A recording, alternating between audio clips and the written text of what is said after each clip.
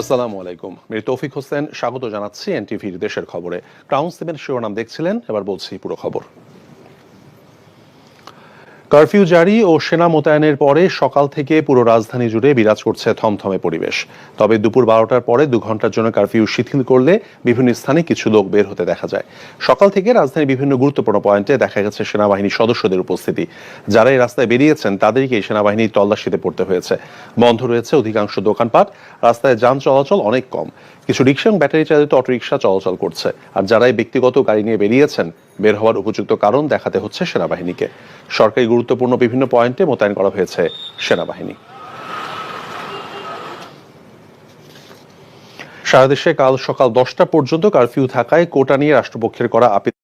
আমাদের supreme court সকাল 9টার থেকে বসে, কিন্তু যেহেতু সকাল 10টা পর্যন্ত কারফিউ থাকবে, তো 10টার পরে কোর্ট বসবে এবং আশা করছি 10টার পরে এটা শুনানি আরম্ভ হবে।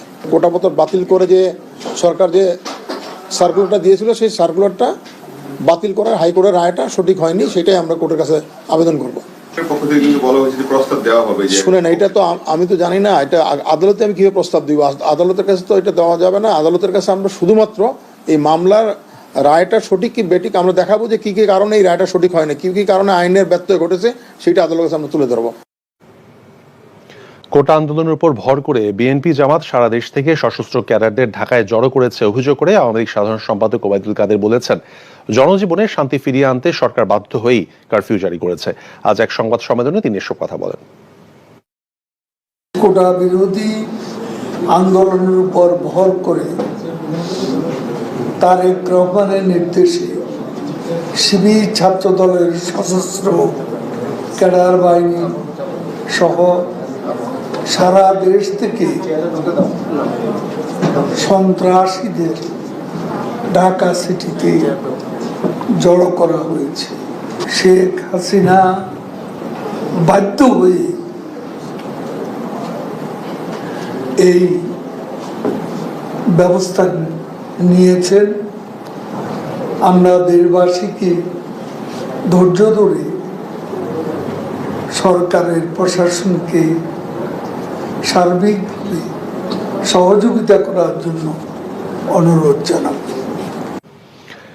এদিকে সেনা মোতায়েনের পর দেশের বিভিন্ন স্থানে পরিস্থিতি উন্নতির দিকে। ঢাকা মাওয়া, ঢাকা আরিচা, ঢাকা টাঙ্গাইল, ঢাকা সিলেট ও ঢাকা চট্টগ্রাম মহাসড়কে যানবাহন চলাচল কিছুটা কম।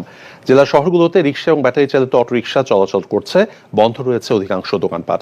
সরকারি সিদ্ধান্তে গুরুত্বপূর্ণ বিভিন্ন পয়েন্টে মোতায়েন করা হয়েছে সেনাবাহিনী। বরিশালের বিভিন্ন সড়কে চলাচলকারীদের বাধা দিচ্ছে আইনশৃঙ্খলা বাহিনীর সদস্যরা। রাস্তাঘাটে খুব একটা যানবাহন চলাচল করছে না। খুলনা মহানগরীতে ধীরে ধীরে স্বাভাবিক হচ্ছে পরিস্থিতি। চট্টগ্রাম বন্দরে জাহাজে পণ্য ওঠানামা স্বাভাবিক থাকলেও ব্যাহত হচ্ছে পণ্য পরিবহন।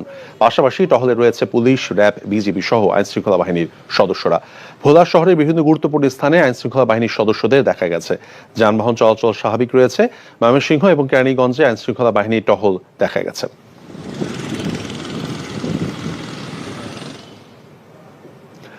কোটা সংস্কার আন্দোলনে নিহতের ঘটনার দায়ীদের বিচার দাবি এবং সব মিলিয়ে ন্যূনতম 5% কোটা সহ 8 দফা দাবি জানিয়েছে বৈষম্য বিরোধী ছাত্র আন্দোলন।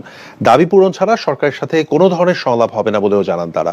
আইনমন্ত্রী আনিসুল হক, শিক্ষামন্ত্রী মহিবুল হাসান চৌধুরী নভেল, তথ্য প্রতিমন্ত্রীর সাথে দেখা করে এসব দাবি জানান তারা। পরে তাদের দাবি মেনে নেওয়ার আশ্বাস দেন আইনমন্ত্রী। রিপোর্ট করছেন কায়কোবাদ মাহমুদ।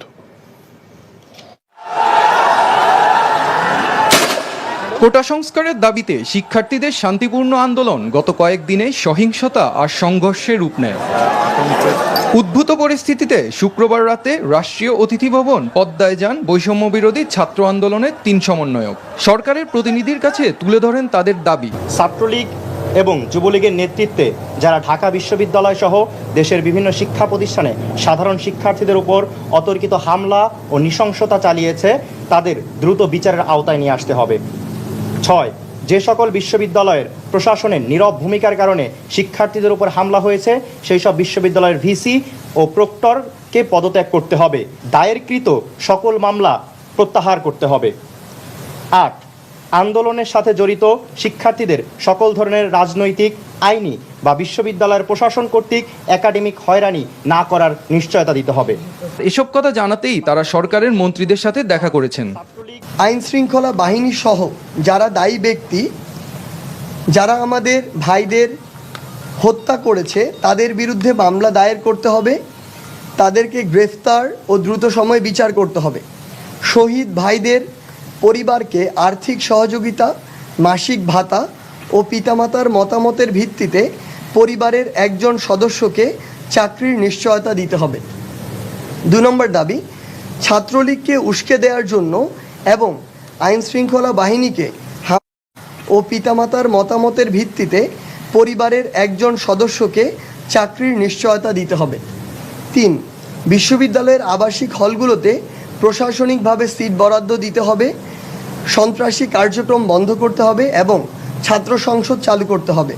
4, সকল বিশ্ববিদ্যালয় থেকে আইন শৃঙ্খলা রক্ষাকারী বাহিনীকে অপসারণ করে বিশ্ববিদ্যালয়ে সাধারণ শিক্ষার্থীদের জন্য নিরাপত্তা নিশ্চিত করে আবাসিক হলগুলো খুলে দিতে হবে।